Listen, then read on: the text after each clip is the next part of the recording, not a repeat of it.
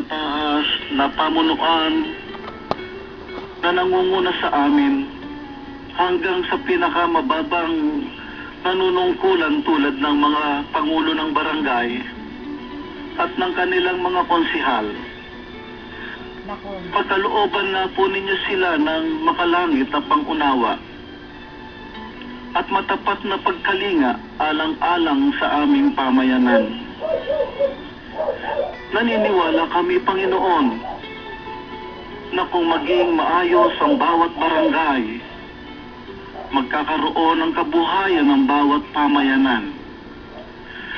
Matututuhang magbigayan ang bawat mamamayan at hindi magiging makasarili at mapagsamantala. Tatahimik at uunlad ang bawat bayan. May iwasan ang mga karahasan at lalakad ang bawat isa sa matuwid na daan.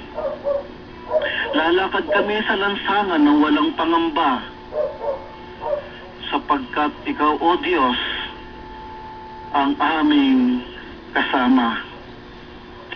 Amin pong dinadalangin ang bawat maestrado na nahirang na siya nagpapasya sa bawat hukuman, na magkaroon sila ng sapat na karunungan na nagmumula sa inyo upang sa kanilang pagpapasya ay magkaroon ng balanseng paghuhusga at katarungan. Sa aming paglapit sa iyo sa umagang ito, O Diyos,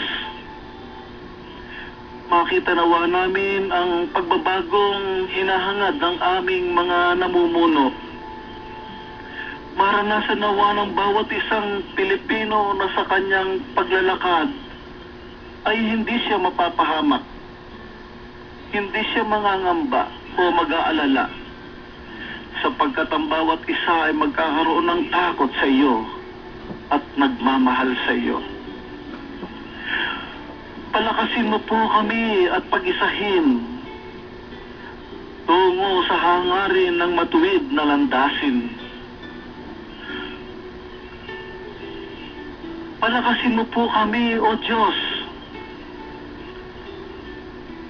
upang itawid namin sa landas ng kahirapan ang aming mamamayan. Pag-isahin mo po kami at pagkalooban ng lakas ng loob upang maipahayag po namin dakilang Diyos ang tamang hangarin tungo sa isang matuwid at mataas na pangarap at mailapit namin ang bawat tao sa iyo. Lukuban nga po ninyo kami ng inyong banal na espiritu mula po sa aming Pangulo, sa mga senador, sa kabinete, sa congressman, sa gobernador, sa mayor, sa barangay, hanggang sa kanilang mga konsihales. At patuloy po kami magtapat sa iyo, O Diyos, at kasangkapanin nga po ninyo kami bilang isang simbahan na ituro ang tapat at matuwid at makatarungang salita na nagmumula sa inyo.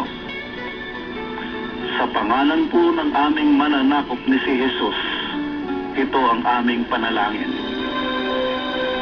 Amen.